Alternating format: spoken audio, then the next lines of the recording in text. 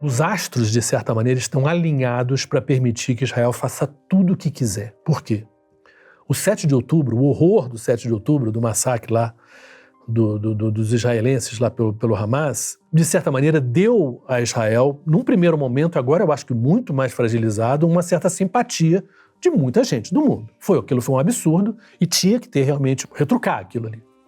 Mas a questão da proporção do que foi feito é que aí realmente a coisa já começou a virar contra Israel. Existe uma outra coisa que eu acho que é fundamental para as pessoas entenderem, que é a questão do papel dos Estados Unidos. Os Estados Unidos mandam no mundo, no sentido militar, eles fazem muito o que querem e eles são o apoio total para Israel. Com o ataque que eles fizeram com o negócio dos pagers e os walkie-talkies que explodiram, também houve uma certa desestruturação do Hezbollah nesse momento. Então, se tem um bom momento para atacar o Hezbollah, é agora. O problema é fazer isso, porque o Hezbollah também, desde 2006, está se preparando para essa guerra que ele sabia que vai rolar de novo. Se em 2006 já foi difícil ganhar do Hezbollah, hoje, com o Hezbollah com mais armas, mais treinado, e eu estou falando mais treinado, não é simplesmente treinar como se fosse um treino de futebol, não. O Hezbollah estava com muita gente do Hezbollah lutando na Síria. Então, é gente que está anos lutando. E por isso que guerra também é uma coisa muito desesperadora. Eu me lembro na Líbia de conversar com um cara, e o cara estava em dúvida. No mundo islâmico, no mundo muçulmano, o homem tem uma força muito grande na decisão, e ele tinha uma família de 12 pessoas, e ele não sabia se ficava ou se fugia. Agora imagina você decidir a vida da tua mulher, dos teus filhos, da tua mãe, e a decisão é sua. E se você fica, você está arriscando a vida delas e a tua. Mas se você foge, você vai para um campo de refugiado e perde tudo que você construiu na vida. A tua casa, o teu negócio, o teu emprego. Nunca mais, você não sabe nunca nem se vai voltar. Você vai conseguir voltar um dia. É uma decisão horrível, horrível, muito difícil de tomar. E é quase que um cara ou coroa, porque você não tem como prever mesmo.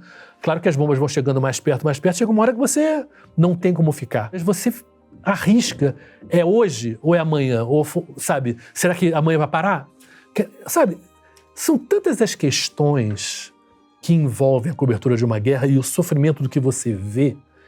E eu acho que isso é difícil, às vezes, você passar numa matéria de 2, 3 minutos, entendeu? Por mais que você esteja ali cobrindo ali todo dia, etc. Há uma pressão, às vezes, que eu acho errada, de uma certa espetacularização da guerra, das explosões e do não sei o quê, desse lado meio cinematográfico, e em detrimento da história das pessoas que sobreviveram, que estão sofrendo, entendeu? E existe um outro lado que eu acho interessante falar, que é o lado dos feridos. As pessoas não sabem, mas normalmente numa guerra você tem uma proporção de 1 morto para 3, 3,5 feridos por morto. A maioria das pessoas em guerra, elas se ferem não é por tiro, é por estilhaço de bomba.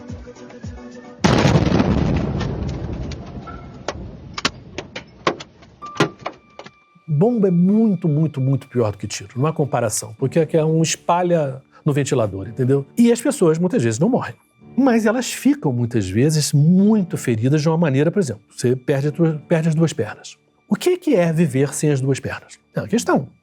Quem cuida de você sem as 2 pernas? O que é economicamente para a família o peso de cuidar de alguém sem as 2 pernas? Olha, eu fiz em Israel uma vez uma matéria sobre isso. Era uma mulher, era uma explosão numa pizzaria, na época que ainda tinha mais entrada do palestino no mundo, no Israel, isso foi em 2000, e ela não morreu, mas ela ficou com o crânio até assim, meio achatado, um troço horrível, ela ficou meio abobalhada, coitada, assim, imagina, um troço que afetou o cérebro, e a mãe dela, enfim, me contou como era difícil. Ela era uma mulher, claro, não ia casar, não ia ter filho, porque a filha dela acabou, mas estava viva. E do outro lado, o palestino era um garoto de 15 anos, mas que parecia ter 8, porque ele tinha tomado um tiro, mas de uma bala, que é uma bala ilegal, que era uma bala que explodiu dentro dele.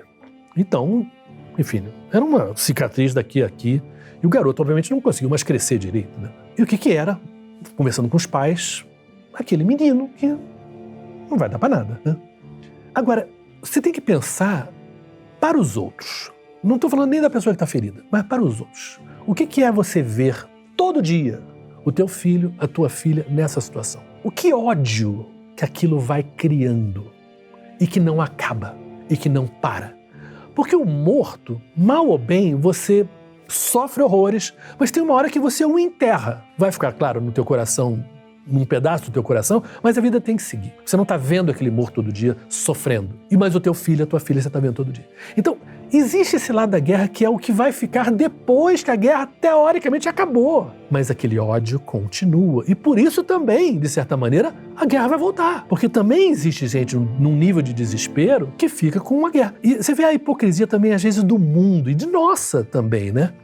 A guerra da Ucrânia e da Rússia não começou há 2 anos e meio atrás. Ela começou em 2014. Foi em 2014 que a Rússia invadiu aquela região de Donetsk.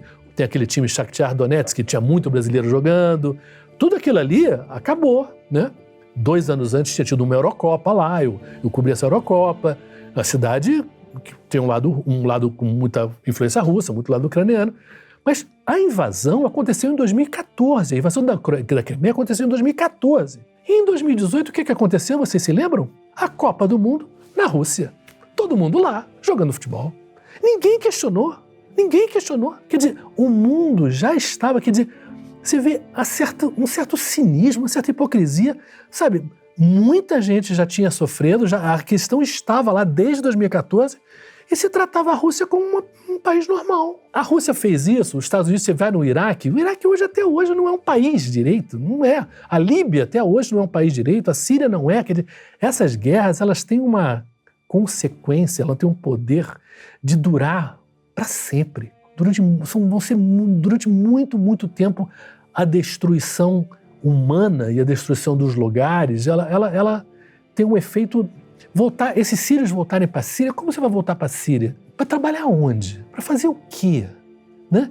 Fora a questão das minas, né? Que é uma questão que eu vi no sul do Líbano.